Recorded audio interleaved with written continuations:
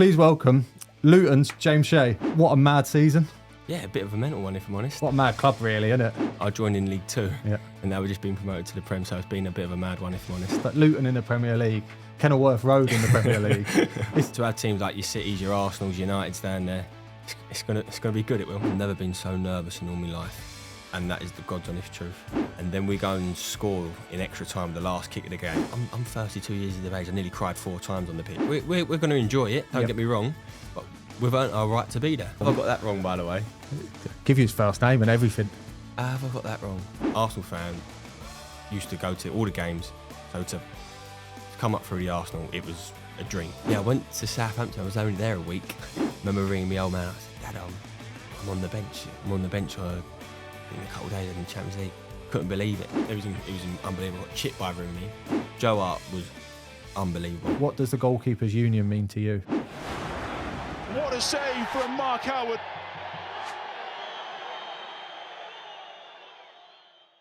Thanks to the sponsors of this episode, Forged Irish Stout, an unbelievably smooth, creamy stout by Conor McGregor, the UFC legend. Not here to take part, but here to take over. Forged Irish Stout is on a mission to become the biggest Irish stout. Conor McGregor has taken over the whiskey game. Now he's about to take over the stout game. Available in Asda from midsummer. Me and my guests will be enjoying a few cans in the next few episodes. If you fancy checking it out too, make sure you hit the description below and find out where you can get Forged Irish Stout.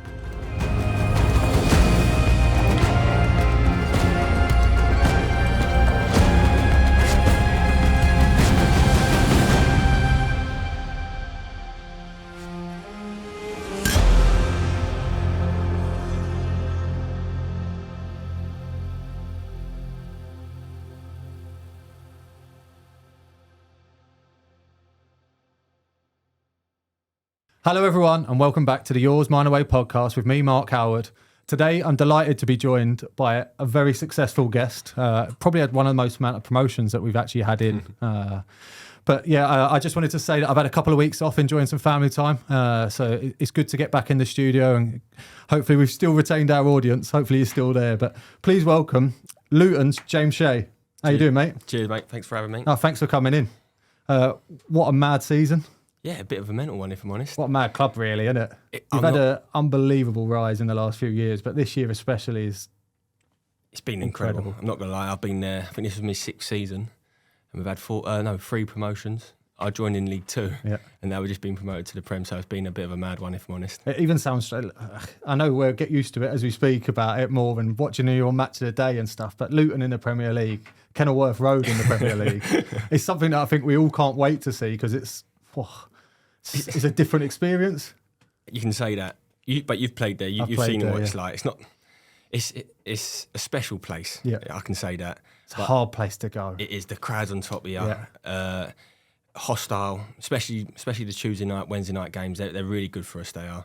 So to have teams like your Cities, your Arsenals, Uniteds down there, it's gonna be good. It will. Yeah, right. Before we get started, anyway, I want to say a huge thank you to our sponsors of this episode, Forged Irish Stout. Conor McGregor has brought out his own stout company. He's here not to take part, but to take over, and it will be available in Asda nationwide from August. So I'm going to open mine, mate, and just say a little cheers for your promotion. You can have yours if you want. You don't have to. Go on, I'll have some. Oh, it's gone everywhere. Yeah, it's meant to, isn't it? Right, let's leave that there to sit. Right, please drink responsibly as well, by the way. But before we get started, I'm going to do our little quick fire quiz then, just to introduce you to the pod while our drinks settle. It's terrible, that. I'll be all right. I'll be all right in a couple of hours. Right, we'll get started with a quick fire quiz. Right, catch or parry? Catch. Who do you support? Arsenal. Play short or kick it long? This changes with our generation, mate. Kick it long. Yeah, I don't know, man. I'm the same. Your favourite ever goalkeeper? David Seaman. All day. Absolute legend. Yeah. Legend of a goalkeeper, legend of a man. What a guy. Unbelievable. Yeah, mate, he's so funny as well. He's so infectious and his whole attitude and that. I remember the first time I met him, I was starstruck. Yeah. Absolutely starstruck. And I remember being a kid, I had a David Seaman, like... Bobblehead? No, it wasn't a bobblehead. It was like a little trophy type thing. It was in the old Arsenal JVC yellow and black. Kit. Yes, I had the same thing, mate. Yeah, Like a little incredible. trophy, yeah. Like your best I mean, friend. holding the ball, I'm just remembering pointing like that. Full tash as well, yeah. Right, best goalkeeper in the world right now. Courtois. Courtois, yeah. It's hard to argue against Yeah. it. Right, ketchup or mayonnaise? Ketchup. Long sleeve shirts or short sleeve shirts? This has changed. Yeah, see. It's short sleeve now, but only the last With a couple base of years. layer? Or Yeah, definitely base layer. Got to have a base layer. save the elbows? Yeah, Yeah, fair enough. Movie or box set? box set. How tall are you? 187 centimetres. Yeah, just whatever add a that few is. extra centimetres Yeah, on that. We all all do day. that, right? Just under 6'2". Anyone ask 6'2"? Yeah, nice. Right, and then finally, save a penalty or score a goal? Poor. The dream's always to score a goal. It's got to be in it. It's I a say dream. the same thing It's to a every guest. Some dream. guests are like, go against me. And I'm like, no, I want to score a last minute winner. That's my dream. Like That's my saving a dream. last minute penalty, yeah, it's unbelievable. It's great. Like, but you're not going to get all the plaudits because someone else has scored the goal. Imagine just going up and scoring a goal. And what Alisson done. Alisson Ben did. Wilson done it at Coventry this year, and I'm thinking to myself, I'd love that. It's incredible, isn't it? Right, so like Have I you ever said, come close, by the way? I scored in a pre-season friendly, you? but I gave a foul away when I did it. So I jumped on someone, in like a proper Yeah. ride on someone's back and then nod it in. Have you? No, I've never come close to it. I remember going up one time, and then they ended up scoring. So I don't think it's ever happened again. Oh, did they counter-attack you? Yeah, this was when in my non-league days though. Oh, is it? Yeah. Aveley away. Pitch Yeah. was terrible. I was running back, and the pitch was so bad. I was falling over and everything. Treading water. Oh, it's horrific. The geezer's gone and scored as well, which made it even worse. Was it but- from long distance or did you just dribble it? No, I and just you couldn't dribbled the catch whole him? way. I was trying to run back. The geezer tripped me up on the way back as well. Wow. Right. Like I said, Luton have just won the playoff final to get to the Premier League on penalties, right? You were on the bench that day. Can you explain your feelings, your personal feelings? I've never been so nervous in all my life, and that is the God's honest truth. You're sitting there, there's nothing you can do. You're just watching. At half time, you're thinking, oh, we're 45 minutes, it's all going well. And the second half started, and the game just changed. Coventry were the better team, they was on top. Then they go and get their goal, and you're thinking, there's only going to be one winner here. And then Hamer come off, I think was a big blow for them. He was a big blow. And then it was a bit of a stalemate. Yep. And then we go and score in extra time, the last kick of the game. I was Tell telling you. me the rest of the story as well. Go on. It's a good bit. So we scored, and you're thinking, right, we've won. I'm halfway down the pitch celebrating. Everyone's jumping on each other. And the referee's blown up. It's handball. The worst part is you've got to walk back to the bench. Walk of shame. You're walking back, and their bench is looking at you. I'm looking at them, and I'm just saying to you, I see Simon Moore, and he was looking at me. He started laughing, but in a good way. Yeah. And he's gone like to say they've Got got away away with with one there. But then that happened, and you think, right, it's over. We're not going to win. It's not meant to be. Yeah. And then the penalties happen, and it's a horrible way to lose a game. It's a horrible way. And To be fair to Luton, good standard of penalties. yeah, but we've been awful. We've been practicing. Oh, have you? Yeah. Oh, we've been practicing them for a week and a half, 2 weeks. Yeah.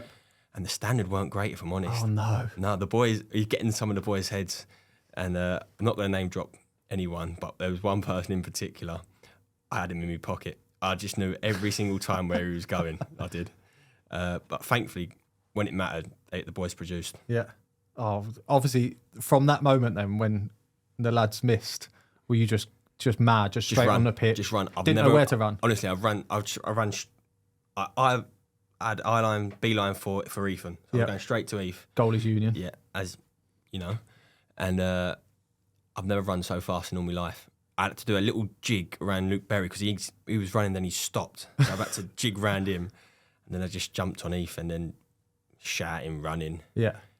You don't know what to do with No, you yourself, don't. do you? You It's don't. actually like the weirdest. When you get don't. promoted, you're just so happy, but you don't know what to do. No one's ever told you what you're meant to do. No, you just run and you start shouting and you just jump on each other, start shouting rubbish. You normally just try and find your mates and Yeah. stuff like that Yeah. because you just want to get the team together. You've done it together, Yeah. especially the season that Luton have had and the last few years. You just go mental. Yeah. You go mental. And then it sets in, and then I'm 32 years of age. I nearly cried 4 times on the pitch. Boys were crying left, right, and centre. It just shows how much it meant to them. Yep. So to be a part of it was unbelievable. Yeah. Obviously, you've been at Luton, like you said, for 4 years now. You've had 3 promotions. 6 years. Oh, 6 years, sorry, right? 6 But you've years. had 3 promotions, Yeah. right? Are you getting used to it? Is it like you're expecting yourselves to be the underdog in every league and then go on and do something? Or is it just a culture within the club? That Yeah, I think it's just a culture in the club. you if know I'm that honest. not many people like playing you at Yeah. Kenilworth Road, Yeah. so you've got a chance of We winning know a lot we've of home got games. something that other clubs don't have. Yeah. We've got a good group, a good bunch of boys that are going to work their bollocks off, going to work hard and give it all. Yep. And that goes such a long way. It does. We might not have the best technical players, but we play to our strengths. Yep. Like, we're not the most pleasing on the eye, but why would you be when you've got two big fellas up top? You're effective as anything at what you do. Exactly. Like we played Sunderland in the semi-final. All their players were all about 5'10", 5'10" and under, and we've got two big lumps up top, centre halves. Seems a shame not to use it, doesn't it? Exactly. It'd be stupid not to use Yeah. it, and it showed in the semi-final. We scored 2 goals from set plays. They just could not handle it, Yeah. and it's not their fault. They had no centre halves. Yeah, just unaccustomed to that bit. And they couldn't handle the physicality of it. What was the night like straight away after promotion then? You know what? It was weird because I had my family there, kids are all there, and we went into the hotel next door, into the Hilton, and there was a party in there, which was great. But I was so exhausted. I hadn't even done anything. That's a nervous energy just leaving your body, isn't it? I was so exhausted. I hadn't done nothing, but you just want to enjoy it. Try and enjoy it with everyone. Had a few, and then it was just a really good time. Yeah. Where did you go away with the lads? No, I didn't. You know what? The boys went to Vegas. Yeah. But I didn't go. Why? I didn't go. It was the kids' half term. Oh, right. So what a great parent you are. I went Vegas, mate. I missed my little lad's 7th birthday, so you got one up on me. I remember doing it a few years ago. I went twice a few years ago. Yeah. So I thought, no, I'm not going to do it this year. And it was my little one. When my little ones had been at school, I thought, I can't do it to them. But the boys went away. I'm sure they had a great time. They did. And I went somewhere else. Yeah, fair enough. So there'll be some good stories for you in You pre-season. know what? I'm looking too. forward to hearing the story. I bet, yeah. Like you've mentioned Ethan, right? Obviously, he came in on loan. I want to go back a little bit and talk about your injury first. You suffered a really bad knee injury. We were just talking about it. And to come back from that, and then obviously the year that Luton have now gone on and had, the way that you supported Ethan as well and the club's treated you, that it just seems that you're the perfect fit for Luton at the moment. Yeah, I must admit the club was brilliant with me. So I'd done me knee at Cardiff, and I'm walking off the pitch and I'm thinking, I'm banging trouble here, because I was out of contract in the summer. I thought, this could be bad here. Yeah. But I remember sitting on the coach on the way back, and I got a message from my agent, and he said he had Gary Sweet on the phone already, telling him, don't worry, we'll sort his new deal out straight away. So within about 3 or 4 days, it was all done. And they took that worry away from me straight away. See, that helps hugely. Massively. So I didn't have nothing to worry about. The only thing I had to worry about was getting my knee right. Yep. And for the club to do that, because not many clubs would do that really. No, they don't know. Yeah. So. But then that helps you mentally, and it helps you get stronger and fitter because you know the club's got your back. Yeah. Instead of you going, I've only got 6 months, I've got to prove myself, I've got to get back in the team, or I've got to get fit as soon as possible. You could almost go, no, let's do it properly, step by step it. Yeah, that's exactly what it was like.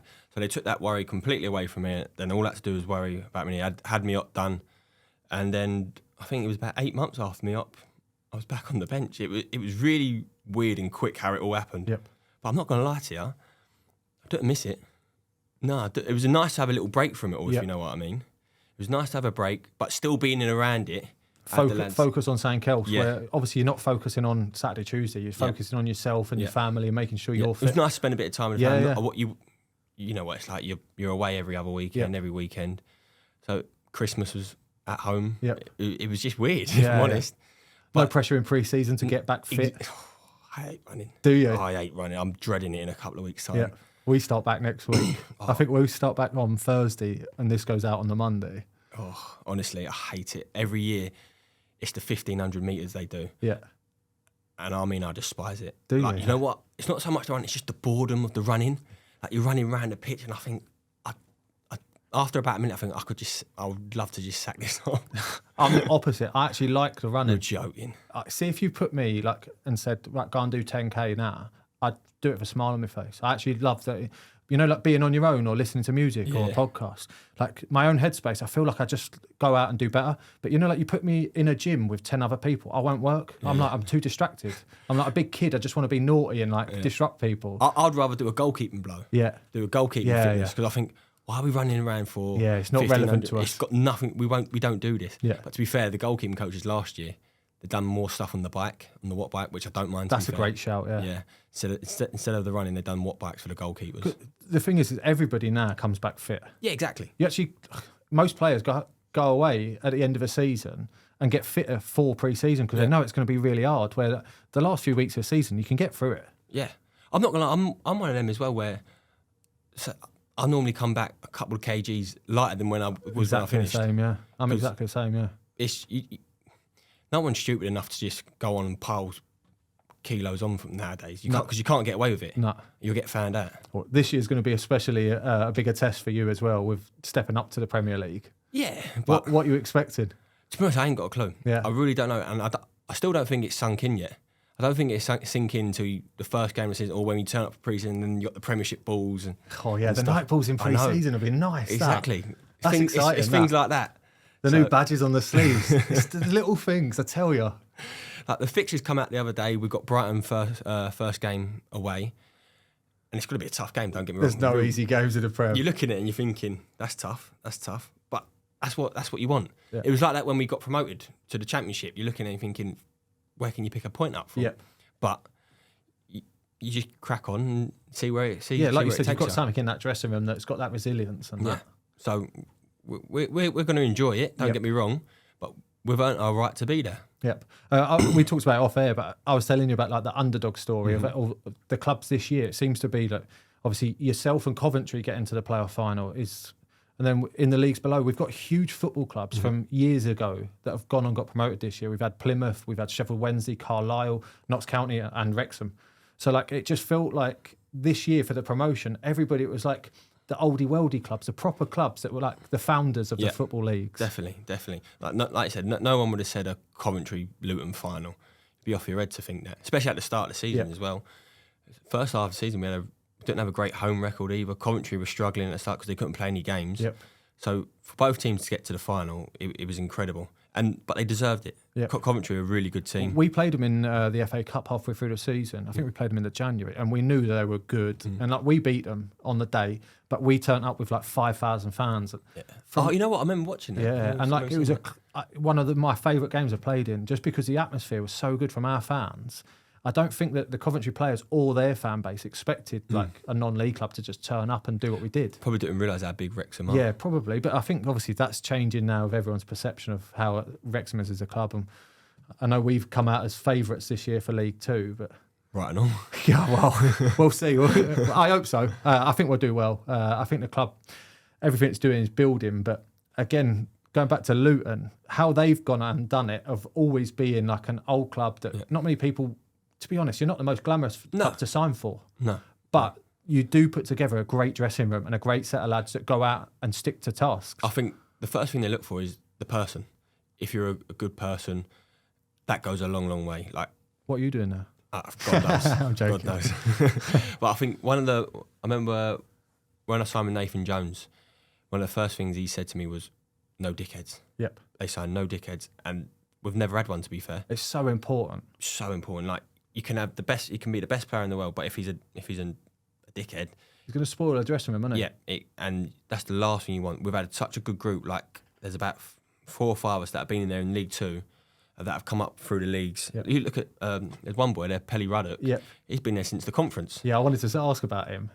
He must just be on cloud 9. Honestly, he's a character. Yeah, he's a blinder, honestly, but he's a really good footballer. Yep. You don't get to the Prem being a bad footballer. Of course not, no. And he's played, I don't know, pretty much all the games this year as well. Yep. So for him to do it, to be the first to do it as well, is special for him. Yeah, amazing. Right, we'll carry on with Luton a bit later, but I'm going to do our quiz now of goalie or no goalie.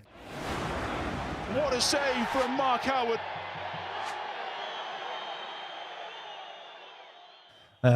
You've told me you've listened before, so I'm guessing that you know what this is about. Yeah. Right, so you've got to say goalie or no goalie, but they all played recently, by the way, in the last set of internationals. They're all starters. No chance. Yeah, this is hard. It's not meant to be easy. So I've got 5 current international goalkeepers and 5 made-up names or people from around the world. Awful, yeah. Right, head over to YouTube and follow our leaderboard live. 1 point for each correct answer. You ready, yeah? No. Right, number 1, Lucas Hradaki. Goalkeeper. He is a goalkeeper. He's Finland and Leverkusen goalkeeper. Good start. Very good start, yeah. All of these sound like goalies, right? Number 2, Mads Mikkelsen. No. Saying no goalie. No goalie. He is not a goalkeeper. He is Danish actor and villain from James Bond. Oh, yeah. Yeah. The one with the weeping eye. Yeah. Yeah, good. Good film. 2 out of 2, mate. Great start. Love this. Right. Number 3, Javier Valdez. What a name, by the way. That's lovely, isn't it? What a name. I'm going to go no goalie. He is a goalkeeper. He is the Dominican Republic and Houston Dynamo goalkeeper. What a gig. Imagine playing for a Caribbean country. That's unreal. Be a class, wouldn't it? Well, we got one of the boys, Amari Bells, he's Jamaica. Yeah. So he's in, where is he at the minute? I see it on his Instagram the other day. Somewhere in America at the minute. Just having a great time. Yeah. Yeah. Some of the things he puts up, he was playing against Messi last year. Incredible. What an experience. Why would you not say yes to that? Right. Number 4, Eldrick Woods. No, not a goalie. Why? Tiger Woods. It is Tiger Woods, yeah. It is Tiger Woods' real name, Eldrick. I was shocked when I read that. Did you actually know that? Yeah. Yeah, good. You know what? Second rang guessing a bell. you, yeah, Rang yeah. a bell. I'm thinking, I know that name. Yeah, good. That's 3 out of 4, I think. Right. Number 5, yep. Jonah Fieldstein.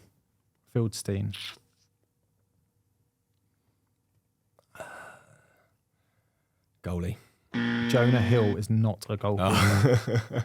Very good actor. He might be able to play a good goalkeeper in a film. Have I got that wrong, by the way? Give you his first name and everything. Have I got that wrong? Feldstein. That's terrible. Yeah. That's all right. Doing all right, mate. Yep. 3 out of 5? 3 out of 5. Right. Number 6, Mohamed Sobi. It's tough, and it's a tough quiz. Honestly. Tough quiz. It's a 50-50 quiz. I know, mate. but it's hard. Yeah, you want to do well, don't you? Goalie. He is a goalkeeper. He is Egypt goalkeeper and Zamalek. Apart from the Woods one, I've guessed every single one so far. They're not meant to be easy, mate. This is kind of just an icebreaker, bit of fun. Right, number 7, Justin Bijlow. Goalkeeper. He is a goalkeeper. What country? I haven't got a clue. Holland and Feyenoord goalkeeper. Good, mate. 5 out of 7. You're doing well, mate. Yeah, number 8, right? Greg Millwood. No goalie. It's Greg James from Radio 1. Take it. Radio presenter. You're flying here, mate. Right, 2 more to go. Number 9, Onika Maharaj. Goalie. Nicki Minaj is not a goalkeeper. Her real name is Onika Maharaj. Apologies if I've mispronounced any of I that. thought it would have been like an Eastern European goalie or Yeah, something yeah. like that. I did. Yeah, that's why I've chucked that one in. That's a good one to chuck in. I'll use that again. Right, and number 10, Chat Chai Boot Prom. Sorry? Yeah, exactly. Chat Chai Boot Prom. Another guess. Goalie? He is a goalkeeper. He is the Thailand goalkeeper. He plays for Pathum United goalkeeper. 7 out of 10, mate. Well played. 6 guesses there. That's good 6 score. guesses. Apart from the Woods, that Yeah. was 6 guesses. I'm pleased you know Eldrick Woods, mate. Big golf fan or not? Oh, I love golf. I do, yeah. I have love to get a round of game. golf. We need to get like a no proper joke, goalkeepers union I've got game. I'm having my first round of golf tomorrow. Oh, yeah. In over a year because of my knee. Yeah, I'm playing with another goalie, Matt Macy. yeah. And I can't wait. Yeah. I'm like a kid. Yeah. I'm so excited to play around. What's your handicap? Don't band it off here. No, I'm around 12. Yeah. 12, 10. Good golf. When I was playing, So you're a year 12, out. You can 10. take 14, 15 tomorrow. I'm playing off 14 tomorrow. Yeah, that's fair. Yeah, 14 What's tomorrow. he off? I think he said he's off 20. I know, but It's a lot of shots to he's give giving away, it, that. He was giving it large yesterday, saying he's been down the range, had a lesson, saying I'm striking it well. So we'll see tomorrow. Yeah. But honestly, I can't wait. Yeah. I'm so excited. Yeah, I love my golf. I'm off 11. And I need to practice more to get down to single. I just don't get enough time to don't I've have got time. 2 kids, mate. Mate, I know that thing. 2 kids, full-time podcast. I've got my third on the way. Have you, yeah? Yeah. Oh, congratulations. Yeah. I've got 2 girls and I've got another girl on the way. Yeah. Yeah. I didn't have a grey hair before I had kids. Yeah, I bet, yeah. It's gone grey quite early as well. So early. Didn't want to bring that up. I'm starting to thin, I think. It's scaring me. I'll be straight over back to Turkey and holiday, mate. What a save from Mark Howard. Massive shout out to GT Amiga Chairs for being part of this podcast today. Their products are made with high quality materials and designed to last. The gaming chairs are designed with adjustability in mind, so you can sit in your chair for extended periods of time while gaming. GT Amiga has excellent customer support, with a dedicated team on hand to answer your calls whenever you need it. Whatever your needs, GT Amiga has you covered. From lumbar support to neck support. You can make a great save too by hitting the link in the description below. Hope you're enjoying this episode. Let's dive back into it. What a save from Mark Howard. Right, you came through at Arsenal then. Yes. You must With have came yourself? through. Yeah, exactly. Yeah. So we had a bit of a background in heritage of growing up with Alex Welsh, one of my previous guests. The legend. What was it like for you coming through at a club like that? It was brilliant. I live around the corner from the Arsenal, so I'm an Arsenal fan. You're born in Islington, weren't Yeah. you? So Arsenal fan, used to go to all the games. So to come up through the Arsenal, it was a dream. It was an absolute dream to come true. I remember going over the JVC I was just saying to you earlier. JVC, training there. Let me just explain the JVC Centre, right? So in the back of Highbury, in one of the stands, what was the stand? It was The South Bank. South Bank. There used to be... No, the clock end, sorry. Was it clock? That was it. It was the clock end. Yeah, for that. So there used to be this indoor AstroTurf. It was hard as nails as Oh, well. was It rock weren't good hard. AstroTurf. It was the old school AstroTurf, weren't it? And it was what, 2 5-a-side pitches next to each other, Yeah. roughly, and it was just concrete walls around you. But honestly, it was the best place in the world to Yeah. train, weren't it? How fun was it? I loved it. Yeah. And Alex, he was brilliant, weren't he? For anyone starting, you just laugh, Yep. but you'd work, he'd teach you all the basics and everything, but he was brilliant, he was. Yeah, and obviously, like you said, you was only around a corner. I was travelling from Croydon each day. Yeah, but that's a miss. I couldn't miss a session. Alex was unbelievable at drilling it into us. That like when you turn up, you apply yourself. And when you would miss a session, you'd be like, where you been? yeah, exactly. It'd And hold then, it and, then against you a bit. and then you'd feel terrible. You feel like you're letting him down. Yeah. Yeah. Obviously, like I said, you came coming through there then. What was your earliest memory of playing in goal before that? You know what? I didn't like playing in goal. Did you not? I hated it. I got injured playing from a little local team in a tournament, so I went in goal, and I played all right. And then the team I was playing for had something to do with one of the coaches. I don't remember Steve Leonard. Steve Leonard. Yeah. He used to drive the bus around and so that. He loved Brian Smith the he had most. like a little local team. Yeah. And I was playing for that, and that's how I got scattered. So he took me over there one day. I was only supposed to go over Hale End. It was just when they got Hale End. I was supposed to I'd go over there just for the morning. Yeah. Ended up staying the whole day. Went on the trial, and then they ended up signing me, and then just went on from there. Really, So but I hated playing. really goal. fast track then from Yeah. going in goal by accident, and then all of a sudden, I used to go in goal for a little bit. Like my brother used to stick me in goal. Him and my cousin used to have to stick me in goal Yeah. because I was the youngest. yeah, And naturally, it just went on from there. Really. yeah. So then you say end up signing. At what age roughly was you at Arsenal? 10. 10, yeah, Yeah, the same 10. age as me. I honestly thought that, like, I knew I'd never play there, but I always knew it was the best place for me to be. Yeah. And like, I don't know whether that was Alex as well, or we had some really good goalkeepers before me, and obviously my age group. And I'm talking like Stuart Taylor, and he'd found it tough to get into the first team and break through. And then we had Stacky, which is He was a bit. I never really met him. yeah, so you Never wouldn't have met him. And then I had like Craig Holloway, Michael Jordan. Then it was my age group. Yeah, I think you was the oldest one I really kind of knew. So I did. that's what I was going to say. I remember you joining in with us sometimes, but I would have been like You was how the I old looked one. up You to were the the old one, Stackies yeah. and Stuart Yeah. Taylors. Yeah. And, some of the goalkeepers that obviously we had, James Russell's gone on to be Chelsea coach. Yes, yeah. And we've had some really good goalkeepers, Lee Butcher as well. He was a year or two above me. Him and what was that? Ross. I think his name was Ross. Oh, yes, I know who you mean. I can't remember. I can't Well, remember. maybe it's- But yeah, Lee Butcher was the oldest one. Who else was there? Josh Vickers was a year younger than me. Yes, Josh Vickers, Just yeah. gone to Derby. Reece Charles Cook. Yes. Cookie. Yeah, so you've come through at that Yeah. age group where there's been a lot of goalkeepers have come Yeah. through as well. Did you know that you were all a very good height level? To be honest, I never really thought about it. I just loved going over there. Yeah. I loved training. I loved playing. And when I was a kid, I always thought, I want to be a footballer. I want to be a footballer. And that never changed. Yep. That never changed for me. So I think you get in like a little bubble as well where you're at the Arsenal and you just keep going. But then I got released at 16. I did. I remember crying. I remember going home crying. My mum had her arm around me, crying and everything. And I thought, of course, the end of the world this is. Yeah, what do I do now? Yeah. And then I remember after I went to, where was it? Reading. Hated it. I didn't enjoy it at all. Where else did I go? I went somewhere. I can't remember where else I went. Then I remember Liam Brady said to me, if you can't find nothing, just come in and train pre-season until you do. Which I said, okay, perfect. So I went in, done training, and then after about a month, they said, oh, we're going to give you a scholarship now. So I thought, oh, fantastic. Brilliant. Yeah. But they signed Wojciech. Chesney, yeah. Yeah, they signed Wojciech at the time, and I thought, so he was like the star boy, which it's worked out to be pretty good, isn't it? Yeah, it's worked out well, to be fair. And so from my first year, he pretty much played all the games. I used to play down. So I used to play down for the under-16s and do that I did, which I was happy to do, to be fair. Still getting games, isn't you? Still getting games, still over the Arsenal. I thought was the best thing to do.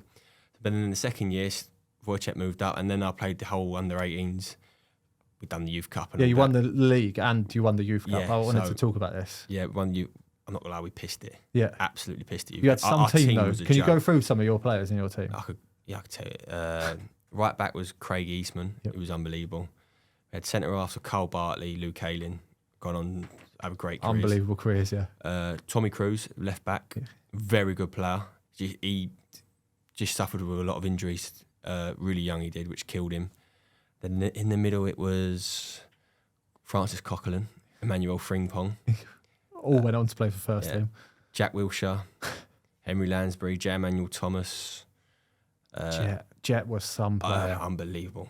Twinkle toes. For someone who's so big. So big. He was so... He's still playing now in Scotland, I think.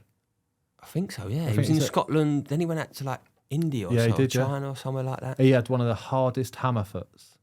He'd cut in on his left and just whack it, wouldn't Honestly, he did it so hard, but he was so big and so strong. I remember a reserve game. Do you remember Danny Shittu? Yeah. So, I can't remember the Millwall centre-back, quite scary bloke. Honestly, massive. So I remember them two running and they've gone to barge each other and they've both just bounced off each other. They have. I'm looking at it thinking, wow. Yeah. I've never seen someone so strong in all my life. Could feel it yourself, it hurt that much. Yeah. And I think, oof. But our team was a joke. Like Henry Lansbury, Henry joined me at Luton for the last couple of years. He's just left now. He's retired now, I think he has. But again, unbelievable player. Yeah. We had such a good team. And like I said, we pissed it in the end, really. Yeah. It's no surprise that the teams that do win youth cups, I wanted to talk about the importance of youth cups, but they all go on to have really good careers. It's like you've got used to winning from such an early age. You go out and thrive that even more. Yeah. Obviously, the youth cup is more important than the league. It's hard to understand. It's the biggest thing as a youth player. It's the biggest thing ever. Because of the divide in the north and south with the leagues and stuff like that. Yeah, it was weird. It's a strange scenario now, really. As well. Yeah. Because when I was, might have been for yourself, there was 4 leagues. Yep. So you had 2 northern, 2 southern, and then you play everyone in your league, and then you might play Dip your toe against Wolves or something. Every now and then. So you wouldn't even play them. And to be fair, I remember it. We played everyone who won their league on our journey to the Youth Cup. And even then... Too easy. Yeah, it was, I must admit. We knew we had a good team. And to be fair, we played Villa the first game. And that was probably the hardest game, if I'm honest, because they were good. They always got a good youth team, Villa. Yeah. Right, after that then, after you end up having a couple of short loans. Yeah. Before, I want to get onto the Champions League stuff. But yeah, so you went out to... Is it Southampton and Dagenham and Redbridge? But they were like really short spells. Yeah, I went to Southampton. I was only there a week. It was a mental week as well, to be fair. So I was signed. I remember Neil Banfield ringing me up and said, Southampton want you to go as a backup to Kelvin Davis. He said, I think it'd be really good for you. I said, yeah, no problem. It was supposed to be a month. So I went down there, trained the first day, and we had a game on the Tuesday night somewhere in the Midlands. I can't remember what it was. So we travelled up. Game got postponed. Then we had Hartlepool on the Saturday. But instead of going back, they drove straight up. And we stayed in the Rockcliffe next to Middlesbrough's training ground for like 3 or 4 nights. Lovely golf course. I haven't played, but it looked unbelievable. I remember. Went cinema twice. It was, again, a great group of lads. Hilarious. You have your... What was it called? You have your meetings. You have your... quiz nights, your initiations, all that. It was just a laugh. Then we drew with Hartlepool, and then we flew back, which was incredible. We flew back, and then a couple of days later we had Swindon, and that was it. Arsenal recalled me. I had to go back to the Arsenal, but for a loan for a week, it was unbelievable. It's like a little holiday. It was. It really was. Yeah. It was great. Great club. Players were great, and then I think they ended up winning the league. They did. I did, they? Right. Oh, it's not bad then. Yeah. Was that League One then? Yeah. They were so good for League One as well. They had Fonte, Ricky Lambert, Chamberlain, Kelvin Davis in goal. He was class. Class, yeah. Class. Was he good to work with? Yeah, brilliant. One of the funniest fellas you'd ever meet as well. He was. Because he was aging, well, not aging, but he was like the later years of his career, weren't he? Yeah. But he just knew what he was doing. Yeah. You know when you look at someone and they're in control of everything they're doing. So composed. Yeah. And a bit like myself, not the biggest, but he knew what his strengths were and what he can do. Yep, fair enough. Right, and you had another short loan spell at Dagenham and Redbridge. Yeah, you got recalled. Yeah, it wasn't a great loan spell for me. No, That was. I went there. The end of it was, wasn't it? Did you not get recalled to be straight on the bench for the Champions League? You know what? I can't That's what I've got in my notes, by the way. Only you got recalled after like... No, it weren't. Was it? I got recalled to be on the bench, I think, but I don't think it was the Champions League. Oh, right, okay. I can't remember. I've got here that you... I got recalled because I never played as well. Fair enough. But yeah, you had some unbelievable keepers that you worked with at Arsenal as well. Like you said, Chesney, Fabianski. He was class. Was he good? Top fella as well. Mate, he's gone on to... He's so consistent for West Ham, isn't he? Yeah, unbelievable. He's been one of the best over the last, 10 years, Yeah. I'd say. For West Ham, done well at Swansea, then went to West Ham. He's done really, really well, he has. But top fella. A great guy as well. Quick story I've got to tell you. Love this. So I remember going to him one day, I said to him, have you got any spare gloves? As a youngster, you want your gloves and everything, need gloves. He said to me, yeah, no problem. He said, what size are you? I said, I'm 9.5, 10. He said, okay, no problem. About 2 days later, he comes in with a big box full of gloves, about 15, 20 pairs of gloves with my name on it and everything. He said, here you go, from All Sport. No way. And I thought, wow, that's incredible. That's so good of him. Yeah. It's so hard for keepers, like young keepers, to get gloves anyway. So for him to go out of his way and organise all that. That was so tight with gloves. Yeah. I remember they give you a pair of gloves and you think that should last you 3 months. Yeah. And they just don't. You still getting the night gloves off Arsenal? Yeah. Yeah, see, I used to get them. Some of the gloves were good as well. Yeah. Who was it? I used to have to go to... it wasn't even the kit man. It was... I forgot his name. Liam Brady's right-hand man. Dave Court? Dave Court. Used to go to Dave Court. And he'd give me them. Did you not have to see Lawrence? No, Lawrence weren't there. Kit man. No, he'd left. There. Oh, so yeah. It was Dennis when I was there. Dennis, okay. And I still speak to him now. Do you? Yeah, he's class. Ledge. And he'd give you a pair of gloves and you'd be over the moon. But then about a month later, you go back, is it possible getting up another pair of gloves already? But they've got boxfuls. Boxfuls, yeah. They've got unlimited supply and they ration them off, don't they? But I went to Lucas one day and he said, he'd come back with a box of gloves. I couldn't believe it. Yeah. It was like Christmas Day. You know what it's like when you get new gloves. It's fantastic. Just dive straight in the box, didn't you? Brilliant. And I'll never forget the Pepe Reina ones. Nice. They were with the orange and, you know when it just sticks in your head? Yeah. They were great. Class. Right, so like I said, so you end up sitting on the bench for the Champions League that season due to a couple of injuries and that. That must have been surreal. Incredible. Absolutely incredible. First, I'll never forget as well, Jerry Payton come down and was telling me as well, said, you're going to be travelling. Try and play. Okay. But in my head, I'm buzzing. Yeah. I'm trying to play it cool. Yeah, buzzing. I remember ringing my old man. I said, Dad, I'm on the bench. I'm on the bench in a couple of days in the Champions League. Couldn't believe it. So it was Montpellier away. And so they've booked their flights. They've gone out there. Me missus, me dad, me mum, me brother, me mate, they all flew out there. And they ended up staying in the same hotel. I've walked down. And as we've walked down to go to the game, they're all sitting in the bar. But I've just walked straight past. I ain't even looked at them. I refused to look at them. Good. And I've just gone and got on the bus, and I'm thinking, how are they sitting in the bar? But just to be involved, it was incredible. Yeah. Incredible night. It's just a different world, isn't it? When it steps up to that level. Yeah, like you go to the airport, get on the plane, private plane, straight through. Yeah. There's no security. You just drive onto your plane. Literally, that's what it is. And then you're on the bus, hotel, play the game, straight back.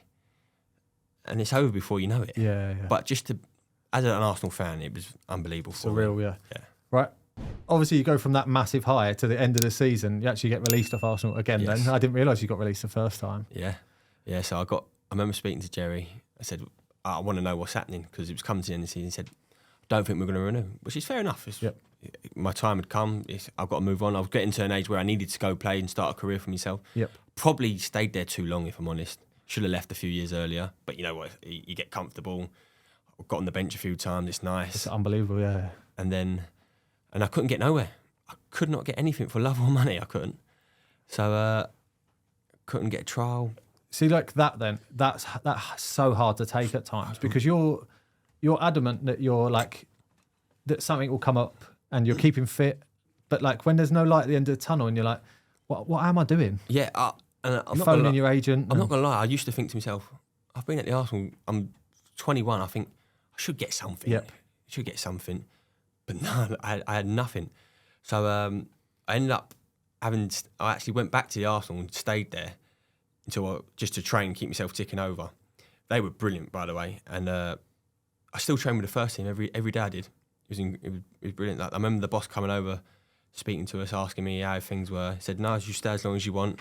We'll help you out as much as we can." That's brilliant, which was incredible. And I ended up getting a phone call one day asking me if I wanted to go play for Needham Market in an FA Cup preliminary round, whatever it's called, against their rival Sudbury. It was. I said, "Yeah, why not? I might as well go play." Went up, we won, it was brilliant. Got to the next round. They asked me, "Do you mind playing a league game for them?" I said, "Yeah, no problem. It's games. Yeah, exactly. Get games." So I played in the league. Then I played the cup game for them against Cambridge, and probably one of my best games I've ever played, if I'm honest. One of the best games I've ever played, and I absolutely loved it. It was a great time. But the Sudbury game, I'll never forget it. They'd done a little thing in the local paper, and it said Montpellier to Market men. And I thought, oh no, don't need it. And then it weren't even a tunnel. You come out of like a house, and they've got big centre. I've gone, "Here he is, lads. Here's the superstar.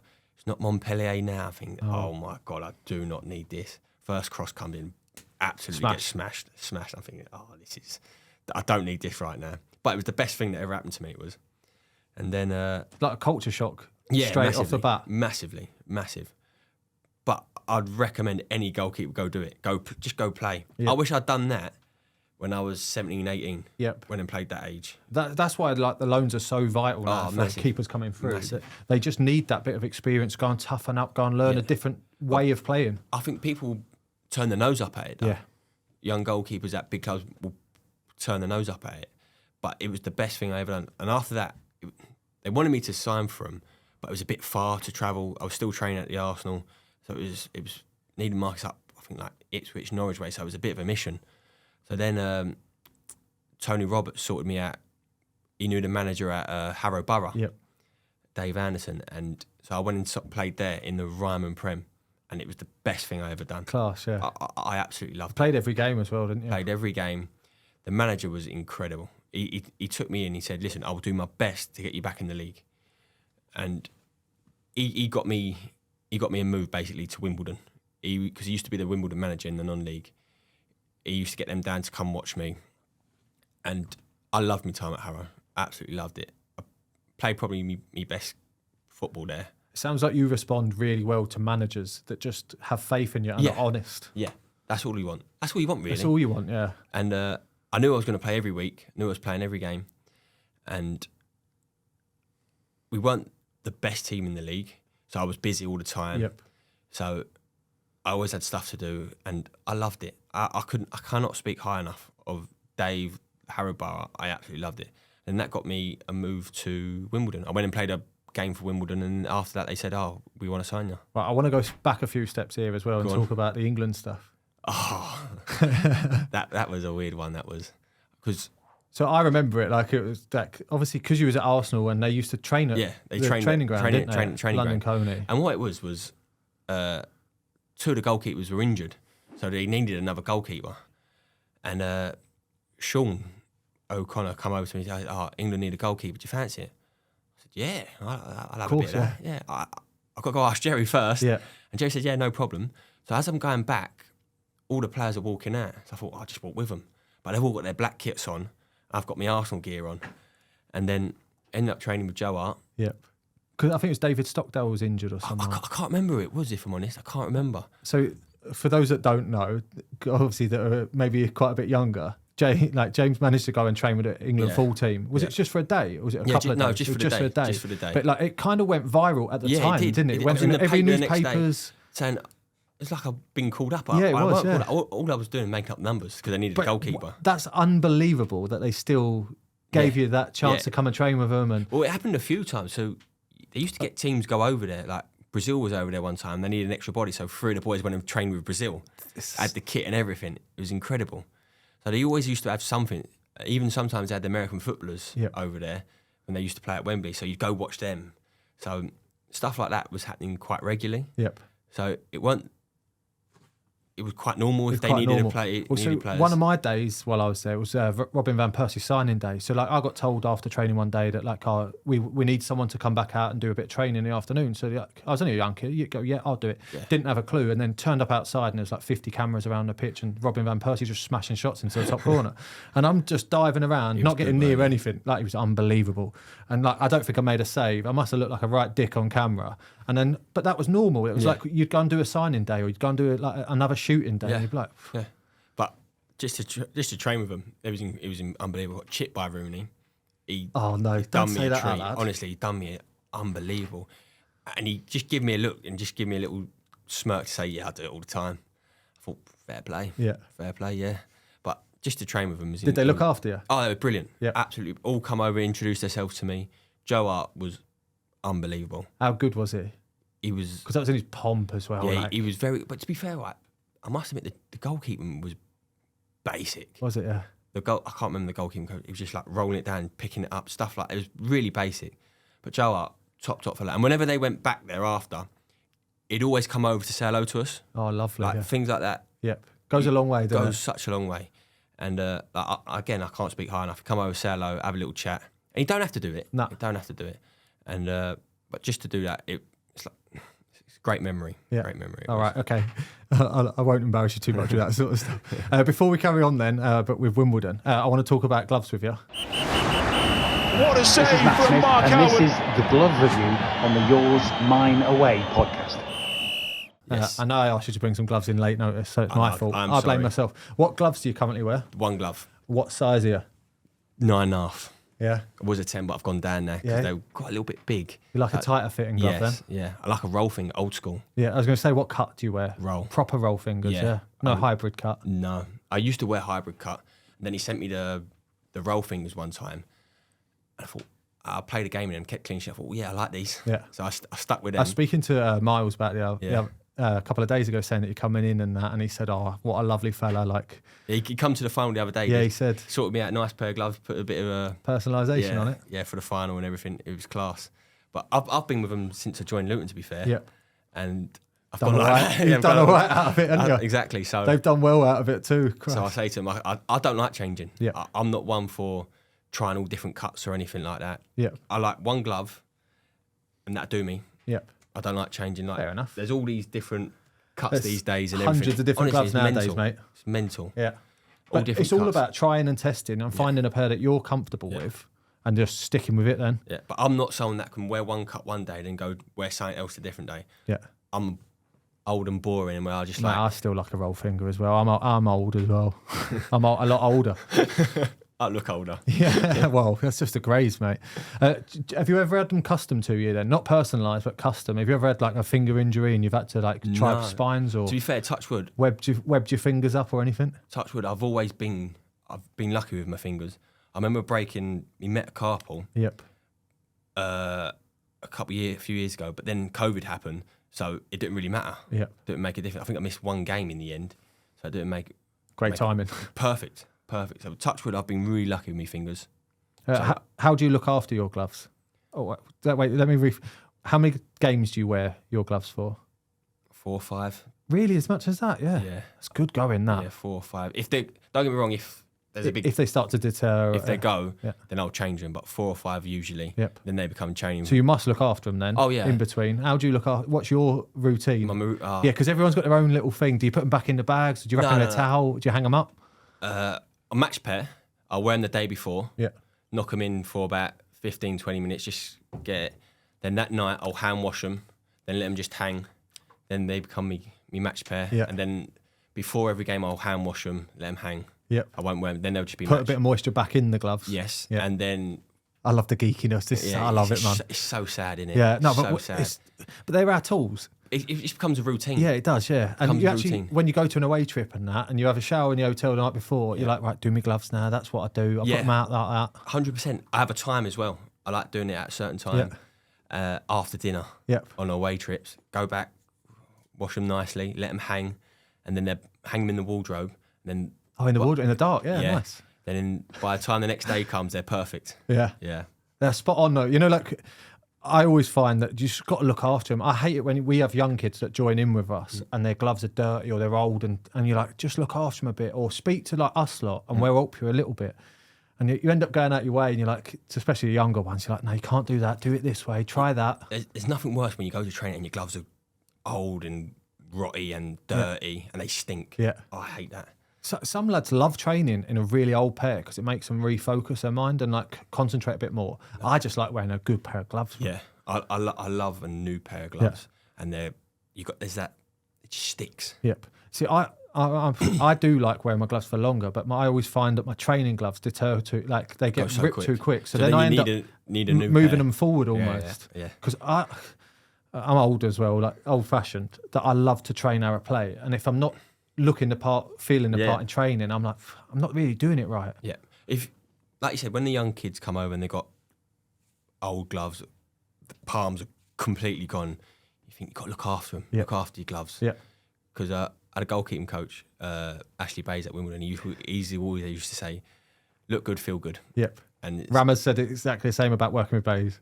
Oh, yeah. He said the same story. He said that like he drummed it into him, look good, play good. Yeah. He'd say it every single day. He's a character, by the way. Yeah. He's unbelievable. I bet you've got a few stories on him. Haven't you? Honestly, you'd think he's on something every single day. I've never seen anyone like it. Wired. He's the first one there. He'd open the gates before the groundsman. Class. And he's the last one to leave. He's first one there. And you just buzz off him. For young goalkeepers coming through, he's unbelievable, I think. The energy levels. Yeah. It's no surprising as well. We've brought so many goalkeepers through that have left Wimbledon, gone on. And kicked on. Have been in England teams. Yep. And stuff like that. I think they just sold another one to Man City. Yes, they have, yeah. Sold another one to Brentford a couple of years ago. One went to Hull, one went to Stoke. So he's got a conveyor belt. Yeah. He was brilliant for me. Yeah. Absolutely brilliant. Right. What about in different weather conditions? Do you change your gloves or do you do different superstitions for it? No, I always wear the same pair. Yeah. I don't like changing. No matter, even if it feels bad, I will not change. Yeah. I You ever can't. warmed up in a new pair or just went there not right in the warm up and put a new pair on for the game? No, You've never done that? I couldn't turn up to a game and just sling on a new pair of gloves. So I've done that a few times, couldn't but do for that. different balls. It all depends on, like when you change from like League ball to a FA Cup ball or a Yeah. League Cup ball, every now and then there's a ball that difference. catches you out. Big difference. Yeah. I mean, pre-season's the worst. Yeah. 'Cause say you go play a non-league team, they got a different ball, or conference team's got the New Balance ball. It's completely different. And if you haven't trained with it or warmed up with it, It's you go massive. on that game, you're like, oh my God, this is mental. I remember coming back from injury, went and played Reading. But Reading is a Cat 1 team, I think. So they had the Premier League balls. And I said, can we just have one to warm up? And it was horrific. Yeah. Horrific. It was moving all over the place. I had no grip on it. So you're kicking it, it's like a flyaway. Yeah, It was yeah. mental. But the ball, it's sad things for the goalkeeper. Yeah, this is the stuff we have to put up with, but, right? but you understand what I'm Yeah, saying. exactly. Because we all gone through it. We've all you're going to find it in pre-season when you pick up a Nike ball. Yeah. At first, you're going to be like, this is weird. Horrific. It'll kick differently. Yeah. It will catch differently. 100%. Even like the first goal kick you take with a new ball, you're like, I have to change my technique a bit here. Or I'm not reaching the halfway. Yeah. Because some of them fly for the first 20 yards Yeah. and slow down. Yeah. Some of them are like heavy, like the old mitre balls. I used to be able to kick the mitre ball, goal kicks to the You other used to goal. be able to boom it. Yeah. But then like as the balls have changed, I've had to change my technique. Yeah. And like it affects the way you play Everything, so much. Everything affects it. Pitches, Yeah. everything. Yeah. When you turn up to a pitch and you're thinking, my planting foot's not strong here. Yeah. I could slip at any minute. Using the New Balance balls this year was an eye opener for me. They just filled with water. Any touch of rain, they just got heavy. I remember straight playing away. Boreham Wood in a pre-season friendly, and we used their ball, and I thought, this is horrific. Yeah. And we had to be fair, we had Harry Eisted. He went on loan to Wildstone, and he used to bring a couple of the balls in just to keep training because he'd be Of playing course, with it. yeah. And it was so bad. I hated it. Yeah, Hated it. I'm so pleased I'm not using them next year. Christ. What about goalkeeper kits? You got a favourite goalkeeper kit or colours that you like wearing? See, I'm a typical old-fashioned green. I just like a green goalie kit. We had a green one this year. Was nice. By the way, blue, dark blue. You seen the Arsenal's black kit this year? No. Oh, the Arsenal goalkeeper kit this year is something. They've done well with the kits the last few years to keep the kits. Yeah. It was nice. The black kit for the outfield one. Was nice I wanted to ask you as well about the kits, about the fluorescent goalkeeper kits. Are you a believer in like that helps? No. Yeah, I think it's crap, mate. No, I think they do all these luminous goalkeeper kits because they think that it attracts the eye of the striker and they're more likely to. I think that I'd rather a kit that blended me into the background. The striker couldn't see me and then would kick it more at me instead of finding a corner and avoiding me. I wouldn't think that far into it. Would you not? I see a kit, I put it on. Right. I don't like the big bright kits. I don't. Like, we had a pink one for a few years. I didn't really like that. Yeah. Don't like that at all, if I'm honest. You've got 3 girls now, so I know. you should see. They liked it. Yeah, I bet. Yeah. But yeah, black kit. I remember we had a black kit in League 1 year. I used to like that one. Yeah. Short sleeve. That was the first year I wore short sleeve and I thought, oh, this is nice. This Felt nice. Yeah. And then ever since then I've gone short sleeve. See, look, obviously the short sleeve shirts and the base layer is now how you train. So you're effectively just trying to do what you do during the week, train how you play. Yeah, and even in the winter, you're training with a jump. You put a jumper on. The jumper don't last 2 minutes. It does a warm. It does a lap, and then it's off. Yeah, I'm the same. Because you get too hot, and then you're just too claustrophobic. Can't move. So I'm like that. T-shirt, base layer, happy days. Do you know? This year I went to the cut the sleeves off a waterproof jacket and put my T-shirt on. You know what? I've seen a few keepers do it's that. Good, you know. Does that help? Yeah, get a good dab on, but like you still get that like freeness. Yeah, I know what you mean. Arms are still movable. We had like Ethan. He used to train trousers, jumper, snood, hat, but that was every day. It's American though. It's different, isn't it? But even in the summer, he's like that in the summer. He went to the World Cup. I remember seeing a picture of him in the World Cup. He's got his jumper on. He's in Qatar, wherever it was. He's got his jumper, trousers on. It's 40 degrees. I'm looking at him thinking... Boiling. But to be fair to him, we played Millwall away this year and it was warm. He said, oh, this is hot, this is. I'm thinking, you've been to Qatar, you've been America, and you're saying this is hot in Millwall. It's mental. Right, I want to lead on to a little bit about a goalkeeper's diet and also goalkeeper's gym work compared to an outfielder's, because we do effectively have a different sport. We are playing a different sport. Yeah. Are you a big believer? You know, we've all done the meetings, right? The health food meetings, and like they say to carb load, and you're like, it's irrelevant to us. You're not putting on an individual program. I'm not gonna lie, I don't watch what yeah, I eat. see, I really don't watch what I eat. Oh. I don't do it now, but years ago, if I was playing, I'd happily have a takeaway the night before a game. It don't bother me at all. Yeah, as long as I feel happy, I feel right. I'm not waking up thinking, oh, I shouldn't have eaten. I've never thought that at all. I happily no superstitions about it at all. No, it's like good that. I just like my coffee, mate. I like to feel empty on a match day, but drink a lot of coffee. To be fair, I don't eat a lot on a match day. Yep. I don't eat a lot. I love a cup of tea. I'm a tea man. Tea man, I love a cup of tea all day long. What's your favourite tea bag? Yorkshire. Yeah. Only recently, the last few months, I've got onto Yorkshire, and it's incredible. Yorkshire. Decent, right. Like I said, right, so you've come back from a knee injury. Are you still doing a gym program? Yeah, so I do my knee stuff. I do my knee stuff every day. Not so much now where I'm off. Yep. But every day at football. Like pre-ab. Pre-ab. You have to go through a certain and then I of do stuff. my gym stuff after for my knee. So a lot of leg weights, a lot of knee extensions, squats, all that stuff. It just becomes your norm, really. Yep. If I don't do it, my knee gets weaker, and then you're more likely you can do it again, and that's the last thing I'd want. You don't want that repetition of like, or the excuse, sorry, of like, I should have done it today and I didn't, and I don't feel as good as I should do. Yeah. And I'm not gonna lie, I'm really lucky. My knee feels fantastic. Like, the best way I can explain it is it feels like it's my knee. It's back to normal. Gets a little bit stiff every now and then, but I think I've got to expect that. But is there anything you recommend that goalkeepers should be looking to do? Or are you just a big believer of just as long as you feel comfortable and you're happy doing what you do? Yeah, you got to find what suits you. I remember there were times where I used to get in the gym, I used to smash gym out, and then I couldn't move. I was the same. I hate it. My back would stiffen up and I spasm up and I can't move. So I do my gym, but my main focus now is all around my knee. Yep. As long as I keep my knee... Pre-ab and fitness. That's all a goalkeeper needs, really. And I'm 32 years of age. I don't need to be... No, you don't need to be throwing yourself around a gym or throwing I've got to look after myself. Bench presses around and stuff like that. Exactly. I'm the same. I've totally just gone back to just being like whatever I think I need on that day. If I need a lot of prehab, like I've ruptured my Achilles before, so I do a bit of rehab on that. It's just about staying fit, really. When you get over 30, whatever you need to do to stay fit, that's all it is. Over. Yeah. You get to a point where, listen, I know what I'm about. You know what you're about. Yeah. You just do it, just to tick over. That's it. Like if you're, don't get me wrong, if you're 20, 21 and you're trying to make your way in the game, you need to do your gym. Yep. You need to keep on top of it. You need to get stronger and all that. But there'll come a point where you can't keep doing it every single day because your body can't have it. No, can't it won't. Yeah, it just won't put up with it. Yeah. Right, what's your release away from football? I know you're a busy family man then. Family. Yeah. Like, I love a round of golf. I do love a round of golf. We've got a good golf group at Luton, to be fair. A couple of the boys that I've left, which my group. Yeah, we had Harry Cornick, Harry Eisted. One of my teammates, Elliot Lee, loves a round of golf. Elliot Lee. We used to have a golf day, a few golf days at Luton Hoo. Yeah. Mick Harford used to sort it out, so we go over Luton Hoo, straight on. Nice golf. No bunkers. Oh, it's a good golf course. Yeah, no Sounds bunkers. Brilliant. Yeah, no bunkers.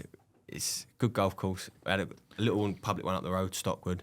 So we've got a few round our way as well where it was quite good. So I love a round of golf. Yeah, nice. Right, any advice for young goalkeepers? Enjoy it. Yeah. Enjoy it. That's all. There's no point doing it if you don't want to enjoy it. I had a brother. I've got a brother. He was at Tottenham until he's 16.